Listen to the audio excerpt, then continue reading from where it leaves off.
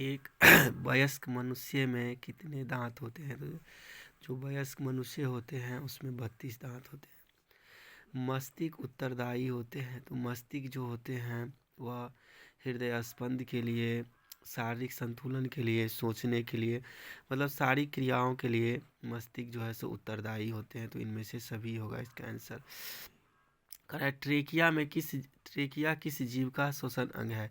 तो कॉकरोच जो होते हैं उसका जो श्वसन अंग होता है वह ट्रेकिया होता है। शरीर में भोजन का पचना किस प्रकार की अभिक्रिया है? तो शरीर में जो भोजन का पचना है वह जो है सो आपका शरीर में भोजन का पचना जो है सो उपचयन अभिक्रिया है। कह रहा है पूर्ण विकसित अंडाशय कहलाता है। जो पूर्ण विकसित अंडाशय होते हैं वह फल बन जाते हैं। एक स्त्री में कौन से लिंग गुणसूत्र होते हैं? तो देखिए स्त्री में जो है सो XX गुणसूत्र पाए जाते हैं, जबकि पुरुष में जो है XY गुणसूत्र पाए जाते हैं। मृत जीवी का उदाहरण है तो गोबर छत्ता जो होते हैं वह मृत जीवी का उदाहरण है।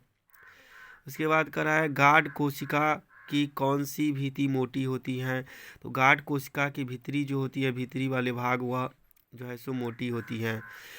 निम्नलिखित में कौन सी अधातु विद्युत का सुचालक है? तो ग्रेफाइट जो होता है वह एक ऐसा धातु है जो विद्युत का सुचालक है। कह रहा है बैटरी अम्ल क्या है?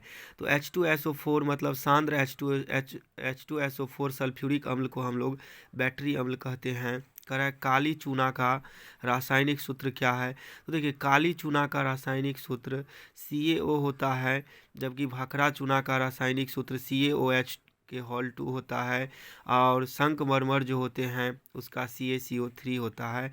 तो यहाँ पे काली चूना का CaO है।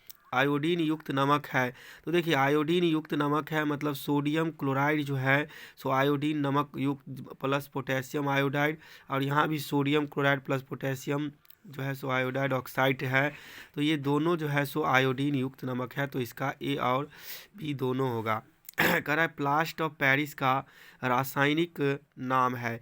तो देखिए प्लास्ट ऑफ पेरिस का जो रासायनिक नाम है वह कैल्शियम सल्फेट अर्ध हाइड्रेट होते हैं।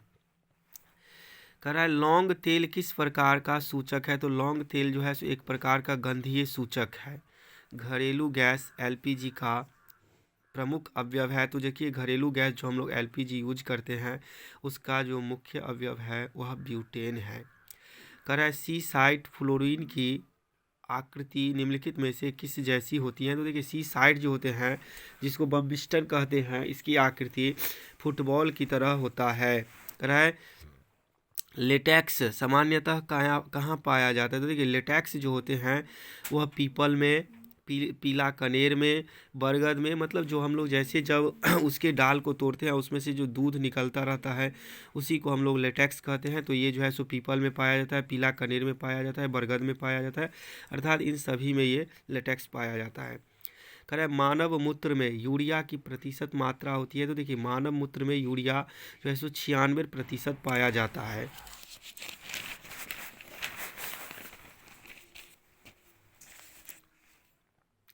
कह रहा है भ्रूण का विकास होता है? तो देखिए भ्रूण का विकास जो है सो गर्भाशय में होता है।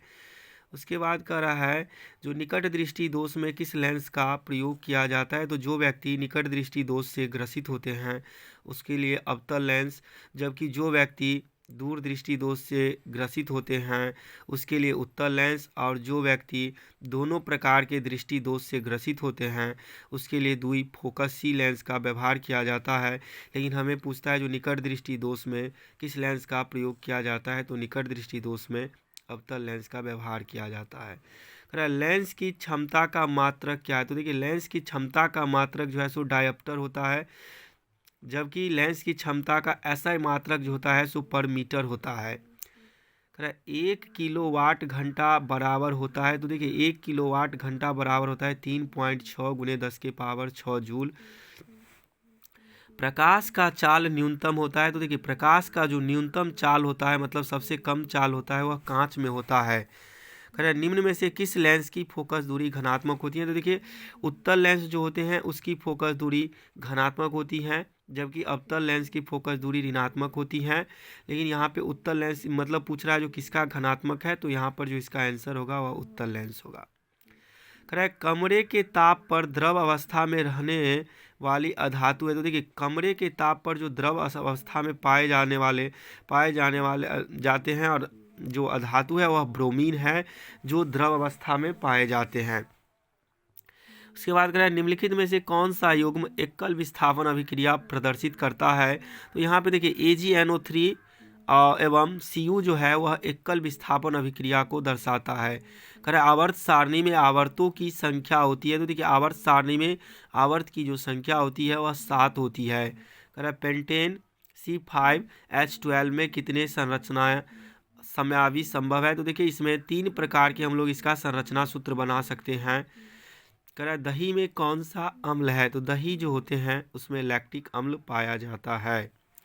निम्नलिखित में से किस धातु को किरोसिन में डुबोकर रखते हैं। तो देखिए किरोसिन में मतलब मिट्टी तेल में जो हम लोग सोडियम को डुबोकर रखते हैं, और इसलिए रखते हैं क्योंकि इसकी जो क्षमता होती है मतलब अभिक्रिया करने की वह सबसे तीव्र होती है। जो अगर इसको हम खुली वायु में भी छोड़ दें तो यह वायु के साथ संपर्क होकर के इसमें आग पकड़ लेती है। पानी में अगर भी हम इसको रखते हैं तो वह पानी से अभिक्रिया कर लेती है, जो इसीलिए इसको केरोसिन में डुबा करके रखा जाता है। AlC3 के जल अपघटन से निम्नलिखित में से कौन बनता है। तो जब इसका जल अपघटन कराया जाता है तो मेथेन बनता है। वह धातु जो सिर्फ अम्लराज में घुलता है। तो देखिए सोना ही एक ऐसा है जो अम्लराज में घुलता है और जिसका संकेत होता है Au। ईंधन है तो देखिए CNG, LPG, लकड़ी, ये सभी क्या है ईंधन है। जो CNG होता है कंप्रेस्ड नेचुरल गैस होता है, LP जो है सो लिक्विड पेट्रोलियम गैस होता है। CNG का व्यवहार हम अधिकतर गाड़ियों में करते हैं, जबकि LPG का व्यवहार हम लोग जो है सो अपने घर में खाना बनाने के लिए करते हैं। कह रहा है जीवाश्म ईंधन का उदाहरण है। तो देखिए कोयला और पेट्रोलियम ये दोनों जो है सो जीवाश्म ईंधन का उदाहरण है, अर्थात इसका जो होगा A और B दोनों होगा। अमोनियम क्लोराइड का जलीय विलयन होता है। तो देखिए अमोनियम क्लोराइड जो है उसका जलीय विलयन अम्लीय होता है। कह रहा है एथेन का आणविक सूत्र C2H6 है। इसमें सहसंयोजक बंधनों की संख्या कितनी है। तो देखिए इसमें सहसंयोजक बंधन की संख्या 7 है। शल्य चिकित्सा मतलब जो जैसे हम लोगों का हाथ पैर टूट जाता है उसी को शल्य चिकित्सा कहते हैं। शल्य चिकित्सा में टूटी हड्डियों को जोड़ने के लिए प्रयुक्त होने वाला रासायनिक पदार्थ है। तो देखिए प्लास्टर ऑफ पेरिस जो है सो इसमें प्रयुक्त होता है। किस pH मान वाला विलयन सबसे अधिक अम्लीय होता है। तो देखिए जिसका pH मान सबसे कम होता है वह ज़्यादा अम्लीय होता है। तो यहाँ जो pH मान 1 वाला विलयन है वह सबसे अम्लीय होगा, और जिसका pH मान सबसे अधिक होता है वह जो है सो सबसे कम अम्लीय होता है। जबकि जिसका pH मान 7 होता है वह उदासीन होता है, और जिसका pH मान 7 से अधिक होता है वह क्षारीय हो जाता है। कह रहा एथाइन में कार्बन कार्बन परमाणुओं के बीच कितने सहसंयोजक बंधन है। तो देखिए जब भी आप देखिएगा कि आयन लगा हुआ है, आयन जब ये लगा रहे तो उसमें ट्रिपल बॉन्ड होता है, अगर N लगा रहे तो उसमें सिंगल बॉन्ड होता है, और जब इन लगा रहे तो उसमें डबल बॉन्ड होता है। कह रहा है क्यूप्राइट निम्नलिखित में से किस धातु का अयस्क है। तो देखिए क्यूप्राइट जो है सो कॉपर का अयस्क है, जबकि बॉक्साइट जो होते हैं वह एल्युमिनियम का अयस्क होते हैं। लेकिन हमें पूछ रहा है जो क्यूप्राइट, तो यह कॉपर का अयस्क है।